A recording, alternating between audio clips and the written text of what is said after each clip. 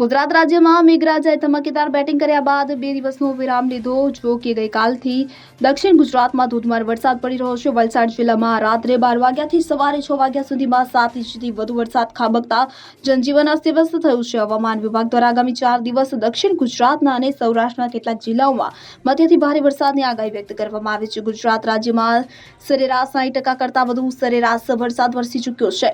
દક્ષિણ ગુજરાત સૌરાષ્ટ્રમાં ભારે વરસાદની આગાહી વચ્ચે રાજ્યમાં 172 થી વધુ તાલુકામાં વરસાદ નોંધાયો છે, જેમાં સૌથી વધુ વાપીમાં 7 ઇંચથી વધુ વરસાદ ખાબક્યો.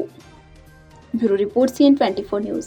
હવે જુઓ દેશ દુનિયાની તમામ ખબરો તમારી આંગળીના ટેરવે.